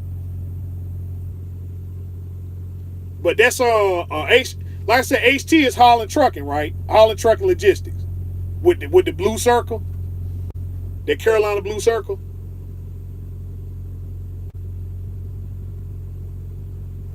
Like I say, he bought that classic. I seen him drop 2 live feeds and stuff. And after that, boy, they got big mad with this dude. Hold on. See what he got. HT got to watch his back with them lease purchase drive. Okay, what did he say though? All right, what did he say? Cause like I said, really the only people that's mad at him is everybody work for VL Trucking.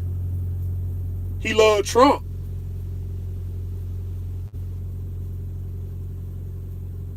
No, that's Trucker J. Okay, what did? Cause it's like, all right, everything I'm seeing is coming from VL. Let's see, making fun. They can't take a joke. All right, so what? I'm kind of lost. Let's see. Yeah, the 50s is, and the sisters. Okay, all right, cool. The 50s and you learn something new every day. You learn something new every day. I ain't know they had a 50 series, but yeah, I'm saying, like, man, his name has been coming up a lot lately, and it's like, dang, what did he do? He just all I saw HT do was he went and bought the classic. He bought that classic and he did 2 live feeds, and I missed both of them. I know one of them is like 3 hours long and stuff, but he was on. I'm trying to think, what was he at now? He said, "Own your truck is better than leasing any day," and that's why they mad at him. That's what we all say. we all say that. Yeah, okay. Well, I mean, I guess, all right. So it's that argument then and stuff. Then okay, I get it. I mean, I get it.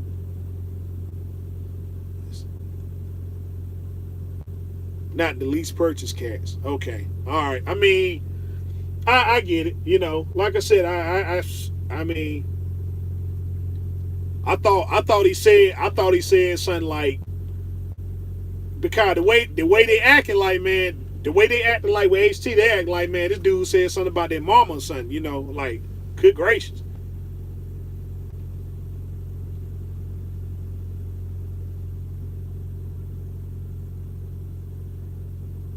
Let's see. Old trucks out for dummies. Let's See, old trucks are for dummies to them. Yeah, I mean, let's see. He did say nothing different than anyone else. He just pumps it. He just pumps it a little more. The VL thing I've been saw over a year ago. Everyone else late. Let's see. It's Trucker J that's attacking people. That's what I said. I agree with him. He didn't. Okay, all right. So it's truck. So it's a trucker named J then. So, oh guys, what? So what's wrong? What's wrong with a trucker named J now? Oh, hey, look, chasing that. That was the other thing that was funny. Oh my god. Oh my god, dude. Look, Chase, you gotta start doing YouTube stories. Bruh. Oh man. That clip you did on that one, man, that was hilarious. These YouTube strips, boy, I tell you, dummies shouldn't own all the trucks. Boy, that jump, man, that was funny, boy. That clip you made, he get 8 drivers. He get 8 drivers in the truck, and they get one free payment for the low price of $4.99.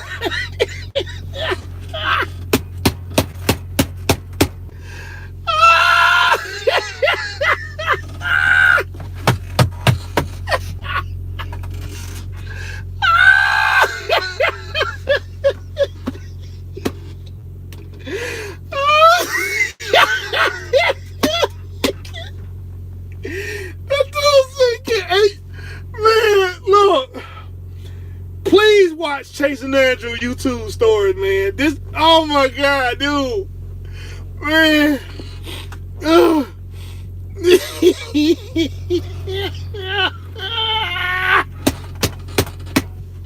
that's why I say I'm freaking done, man.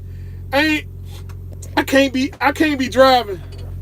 Let's see, some guys think the lease a truck is the new way. They've been leasing for over 20 years. It's just some companies allowing it and making it easier. You ain't lying.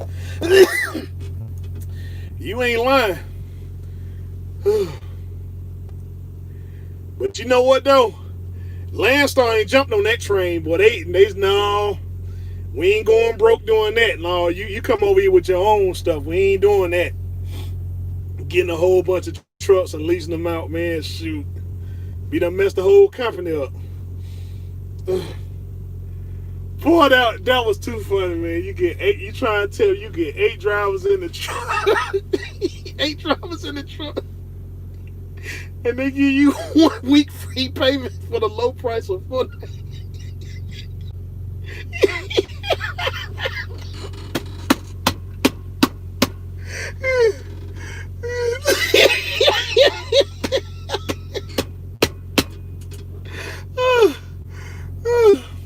Man, I'm done, man. I'm done. I can't, man. I swear.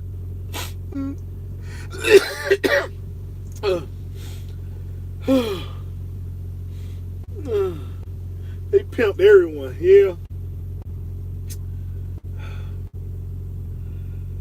Oh boy.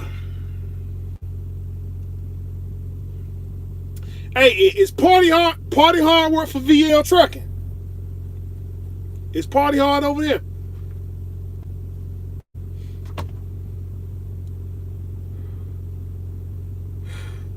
Cause that's another. Let's see, party hard at a different company. Okay, all right,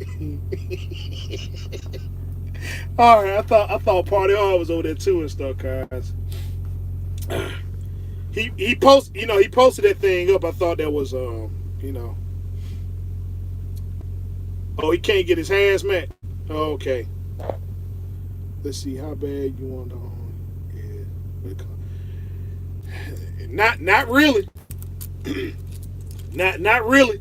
because, you know, dude, some people done been through so many lease programs. Like, okay, you know what, this don't work. Let me go over here. I'm mad at my dispatch and stuff. Let me go over here now. Let me post. All right, let me post this paycheck up. You know, this $5,000. Oh, they told quality. Nope. Yeah, I'm telling you, man. Shoot,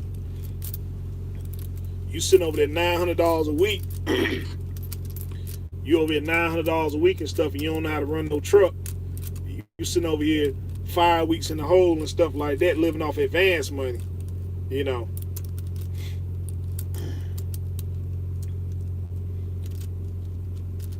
Oh, shout out to the Wright brother. The Wright brother done turned this quality truck in. He went and got him another truck. About daggone time though.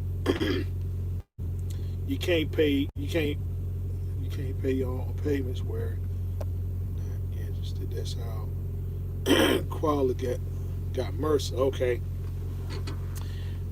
The lease is more profitable for suit and tie guys. They give them 30,000 truck. Yeah, you know. Yeah, absolutely. Yeah, they buy the truck, $30,000, lease it. They lease the truck and stuff, and then next thing you know, they got $300,000. They got my $300,000.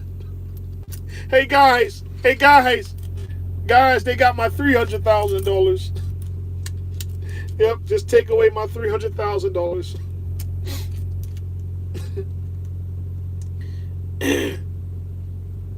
Let's see, is the $4.99 that mate? Well, I mean, you know, let's keep it real though. Let's keep it real. That's the lowest I ever seen. That's the lowest I ever seen a truck lease since CRST. Cause CRST was charging $350 a week. Then they stopped after they got them trucks.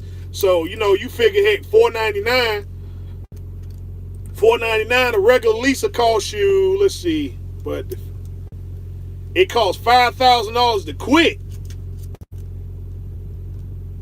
No, so what did he take you to court? Does he take you to court or something? Because yeah, good luck trying to get that money unless he charging them in the escrow. Like, yeah, okay, you gotta put $5,000 in the escrow or something like that. Let's see. Oh, he did. Oh, they charge him $5,000 to turn the truck in. Well, he must be getting that money off the top then, cause, you know, dude, if you look at it seriously, if he ain't making no, let's see, probably go on it. No, I can't go on the credit. You can't go on the credit, cause who they gonna report it to? Cause, I mean, yeah, he can challenge it. He could challenge it and put take you to small claims, but you know, that costs money too. That costs money and time. So if he ain't making no money, you know, if the person ain't making no money, then he ain't gonna get the money regardless. Like, okay, yeah, you gonna charge me $5,000 to quit, and I ain't making no money over here to start with. But at the same time, you know, most lease programs and stuff, you paying what, about $1,000 a week for a truck, and that's $4.99. So I mean, that ain't bad if you run and the money's consistent. If you run and the money's consistent and stuff, then I can see you getting over there and running in. But I can't see like staying. Let's see, they probably 2-3 weeks in the hole before first check. Well, yeah, they ain't worth fat baby tail there. $5,000 to quit. $5,000 to quit and stuff, man. That sound like slavery. Okay, yeah, huh? You can get your papers. You can get your papers for $5,000. Yeah, you used to be free. The last time I saw 400 was in 2000. Exactly. Exactly. 400. Yeah, $400 truck. Shoot, I was at National Carriers. I was at, well, that was '08 though. Yeah, that was 2000. Yeah, 2007. I was paying National Carriers what five yeah, it was, yeah, 535 a week for '06 '06 387. And then I tried to do like what's that dude name? That $300,000 dude. What's that guy name? I tried to do like him. Damn, what's that guy name and stuff, man? Yeah, that $300,000 truck. Hector, that's his Hector. Yeah, Hector. Hector. Snyder getting them. Okay. Yeah. I was like, yeah, when I was at National Carriers, I was like, Hector. Hey man, no, y'all not about to get my $300,000. This my $300,000.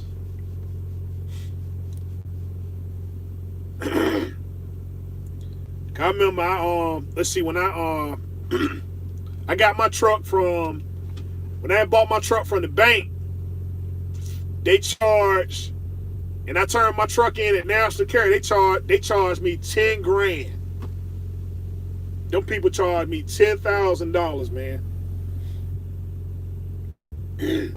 They said I did over $10,000 worth of work. They said I did, the truck needed $10,000 worth of work on the truck.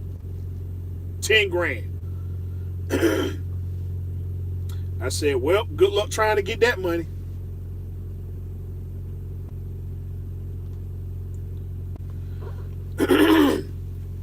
Yep, payroll. Let's see, I turned the truck in,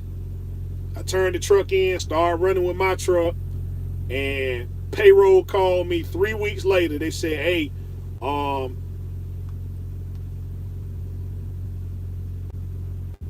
you was at FFE in '06. Cause they built, let's see, FFE bought it, they built the terminal. They built the terminal right there and stuff where I live at in Rocky Mount. Yeah, Hector is $300,000. Dude had his wife with him in the back. With, hey, baby, take your clothes off so they don't take my truck. Yeah, you ain't got your clothes on. Then they can't invade my privacy.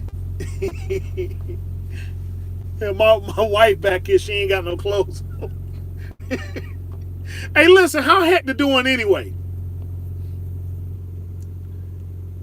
With National Carriers? No, I ain't pay my truck off. Not at National Carriers.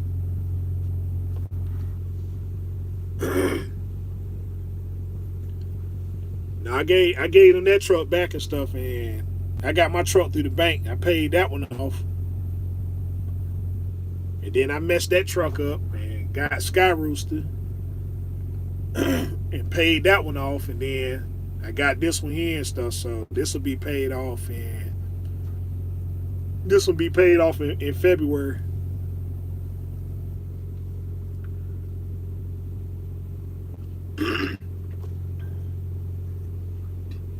Yeah, this will be paid off in February. I just I got the money right now to pay it off, but I ain't in the, they don't give me no extra stuff for paying the truck off early, so I'm like, shoot, I might as well just hold on to the money just in case I need it for something. And then February come, maybe I might have enough referrals. I might have enough referrals and stuff, and they might give me, all right, here your last payment, this free. FFE took $7 grand out of my escrow and said I owe $700. Good gracious. Good.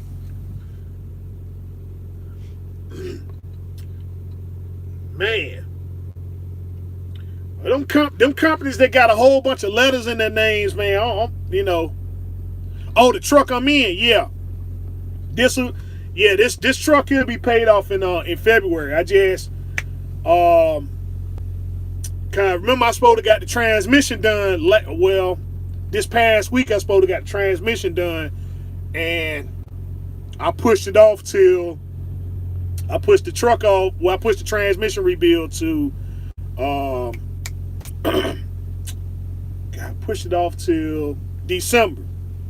And that's when I'm going to California and stuff. So depending on how that turns out, well, you know, I'm gonna get that done, and then, you know, I'll get the truck paid off in in February, and that'll be the end of that. So yeah, I used to run to Rocky Mount from Lithonia. Lithonia was the new yard back then.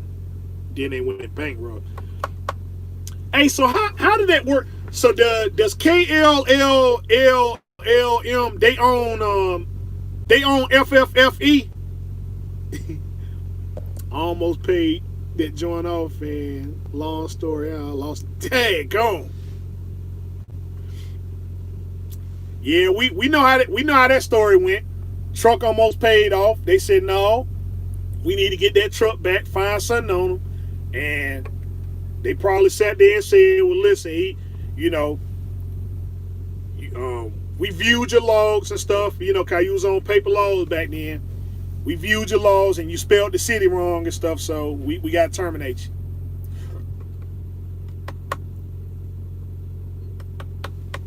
you. And they got the truck back. Took your $7,000 and told you owe $700.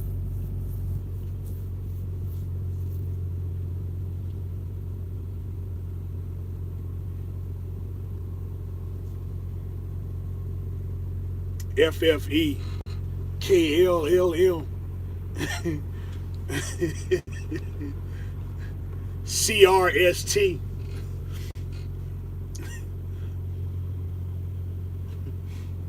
I told them to kick rocks. I was going to rent a car and drive to Texas to kill someone.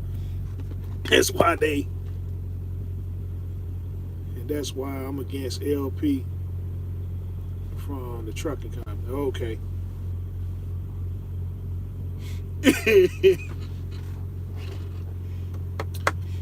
Well, listen, my phone about to go dead and stuff, fellas.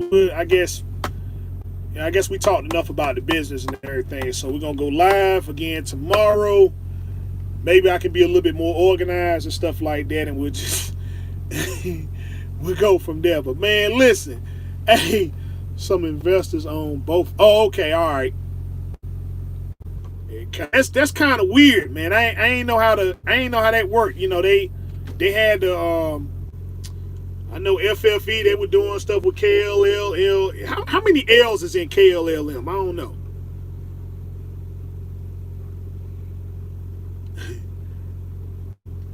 But yeah, I guess we'll be a little bit more organized tomorrow and stuff, man. So but hey, when y'all get a chance, man, look, check out Chasing Andrew YouTube stories. Check out Chasing Andrew YouTube stories. Check out my man Calvin Lee's YouTube post. Bruh, and don't be driving. And the thing, don't be driving when you look at it. Be sitting still. Be sitting still, man, because, bro, I'm telling you, you're going to die. I'm telling you, you're going to die of laughter, man. 0.1%. All right, fellas, but look, I'm going to go and jump on off here. Same as always, it's Red Rooster. Continue to do your research, fact-finding studies. Harness on your skills every day. Till next time we talk, next time we meet, be safe, be easy. Peace out.